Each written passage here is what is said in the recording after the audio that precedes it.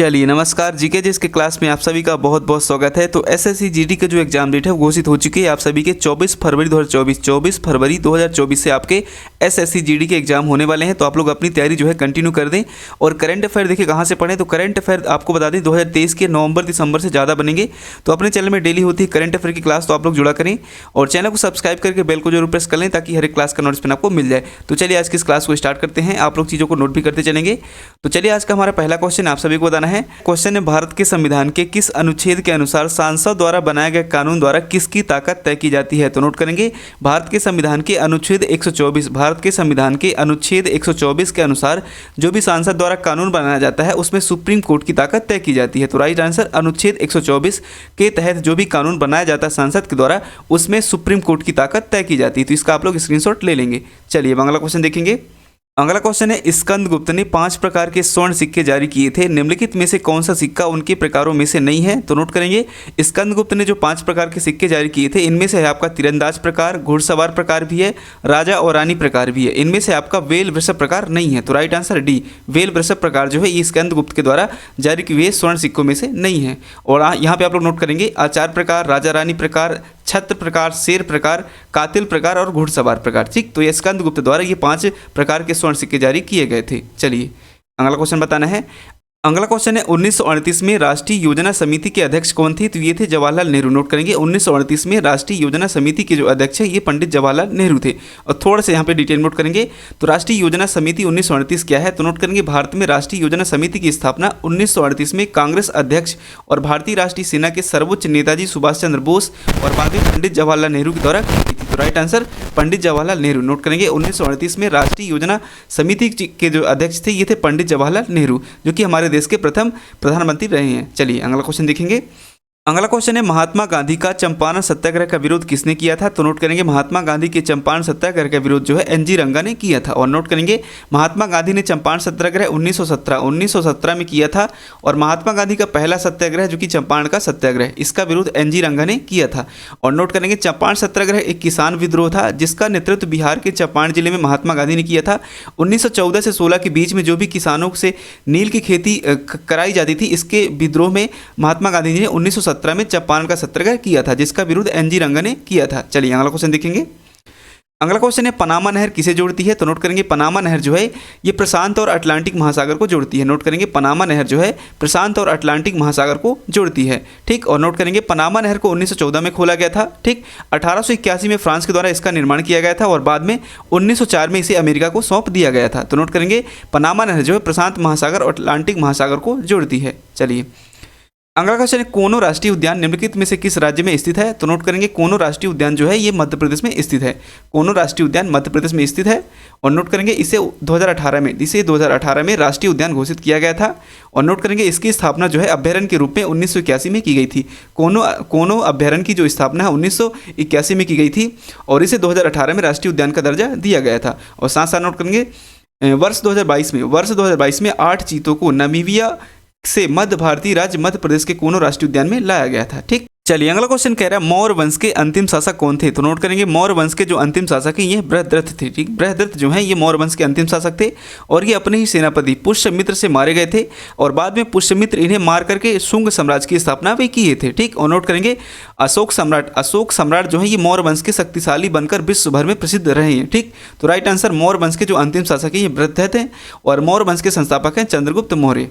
चलिए अगला क्वेश्चन है, राष्ट्रपति द्रौपदी मुर्मू ने 9 नवंबर 2022 को भारत के कौन से नंबर के न्यायमूर्ति चंद्रचूड़ को शपथ दिलाई है। तो ये है 50वें नंबर के। नोट करेंगे हमारे जो देश के न्यायमूर्ति हैं धनंजय वाई चंद्रचूड़ जो कि 50वें नंबर के मुख्य न्यायाधीश हैं। और नोट करेंगे द्रौपदी मुर्मू जो है ये 15वें नंबर की राष्ट्रपति हैं। ठीक, द्रौपदी मुर्मू 15वें नंबर की राष्ट्रपति हैं और भारत के जो प्रधानमंत्री नरेंद्र मोदी ये भी 15वें नंबर के प्रधानमंत्री हैं। ठीक, तो नोट करेंगे धनंजय वाई चंद्रचूड़ जो हैं जो कि हमारे अभी वर्तमान में न्यायमूर्ति हैं देश के, तो ये 50वें नंबर के हैं। ठीक, 50वें नंबर के न्यायमूर्ति हैं। चलिए अगला क्वेश्चन है, वह पर्वत श्रृंखला जो यूरोप और एशिया को अलग करती है। तो ये यूराल। नोट करेंगे यूराल पर्वत श्रृंखला जो है यूरोप महाद्वीप और एशिया महाद्वीप को अलग करती है। इनके बारे में थोड़ा सा डिटेल नोट करेंगे। तो नोट करेंगे यह पर्वत श्रेणी पश्चिमी रूस में लगभग उत्तर से दक्षिण तक और आर्कटिक महासागर में यूराल नदी तक उत्तर पश्चिमी कजाकिस्तान तक फैली हुई है जो कि यूरोप महाद्वीप और एशिया महाद्वीप को अलग करती है। तो राइट आंसर यूराल। चलिए अगला क्वेश्चन देखेंगे। चलिए अगला क्वेश्चन है, भूमि का वह भाग जो तीनों तरफ से जल से घिरा हुआ होता है क्या कहलाता है? तो ये कहलाता है प्रायद्वीप। और प्रायद्वीप का सबसे अच्छा एग्जांपल दूं तो अपना भारत, क्योंकि भारत जो है तीनों तरफ से यानी कि तीनों तरफ से जल से घिरा हुआ है। तो राइट आंसर प्रायद्वीप। भूमि का वह भाग जो तीनों ओर से जल से घिरा हुआ होता है वह कहलाता है प्रायद्वीप। ठीक, चलिए अगला क्वेश्चन देखेंगे। चलिए अगला क्वेश्चन है, किस पंचवर्षीय योजना में नियोजन को कृषि से उद्योगों में स्थानांतरित करने की वकालत की गई थी? तो नोट करेंगे सबसे पहले पंचवर्षीय योजना की स्थापना 1950 में की गई है। पंचवर्षीय योजना की स्थापना 1950 में की गई है और इसे लागू 1951 में किया गया था। इसीलिए 1951 से लेकर के 1956 तक चलती है प्रथम पंचवर्षीय योजना, जो कि कृषि को लेकर आधारित थी। और द्वितीय पंचवर्षीय योजना 1956 से लेकर के 1961 तक रहती है, जो कि उद्योगों पर आधारित थी। तो नोट करेंगे कृषि से उद्योगों में स्थापित करने की जो वकालत है ये द्वितीय पंचवर्षीय योजना में की गई थी। तो बी इज राइट आंसर, जिसका टाइम पीरियड रहा है 1956 से लेकर के 1961 तक। और यहाँ पे आप लोग स्क्रीनशॉट ले लेंगे। तो प्रथम पंचवर्षीय योजना का टाइम पीरियड है 1951 से 56 तक, जो कि कृषि की प्राथमिकता दी गई थी। और द्वितीय पंचवर्षीय योजना 1956 से 1961 तक उद्योगों के क्षेत्र में प्राथमिकता दी गई थी। तो इस प्रकार से आप इसका स्क्रीनशॉट ले लेंगे, कहीं से भी क्वेश्चन पूछा जाए आप लोग बता पाएंगे। तो चलिए अब अगला क्वेश्चन देख लेते हैं।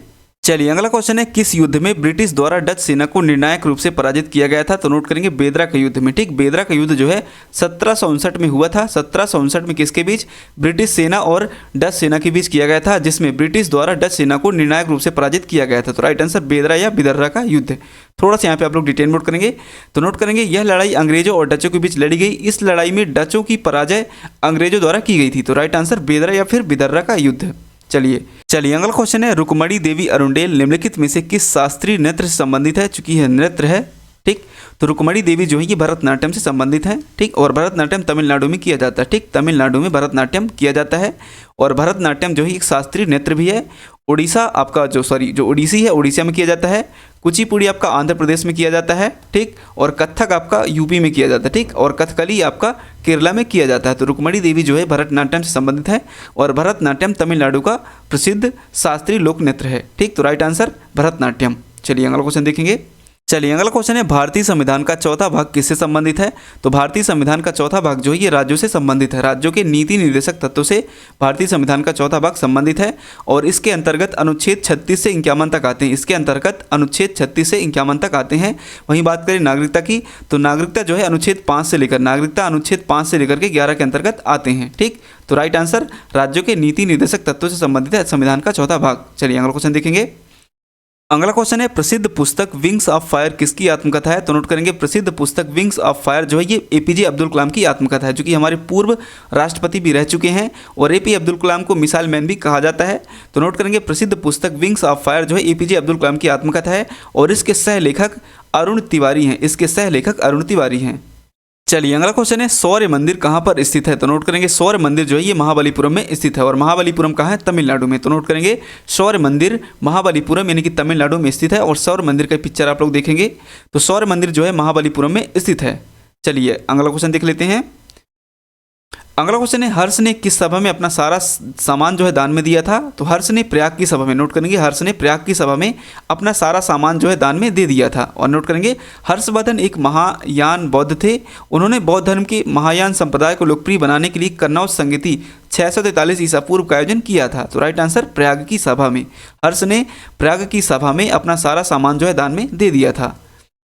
अगला क्वेश्चन है, कावड़ी और करगम किस राज्य से संबंधित है? तो नोट करेंगे कावड़ी और करगम जो है ये तमिलनाडु राज्य से संबंधित है। तमिलनाडु राज्य के प्रसिद्ध लोकनृत्य हैं और तमिलनाडु का प्रसिद्ध लोकनृत्य भरतनाट्यम भी है। तो राइट आंसर तमिलनाडु। थोड़ा सा डिटेल नोट करेंगे तो कावड़ी भारत के तमिलनाडु से जुड़ा हुआ एक लोकनृत्य है और भरतनाट्यम भी जो है तमिलनाडु से संबंधित है। और तमिलनाडु का भरतनाट्यम शास्त्रीय लोकनृत्य भी कहा जाता है। तो राइट आंसर तमिलनाडु। तो अब आज की इस क्लास में हमने 20 MCQs करवाए जो कि SSC GD के लिए काफ़ी ज़्यादा इंपॉर्टेंट है। तो अभी तो ये एक ट्रेलर है, आप सभी को काफ़ी सारी चीज़ें आपको देखने को मिलेगी। तो आप लोग चैनल सब्सक्राइब करके बेल को जरूर प्रेस कर लें ताकि आने वाले SSC GD का जो एग्जाम है आप लोग को पढ़ने में काफ़ी ज़्यादा आसान हो सके। तो मिलते हैं अगली क्लास में, तब तक के लिए नमस्कार, थैंक यू, स्वस्थ रहें, पढ़ते रहें, मस्त रहें।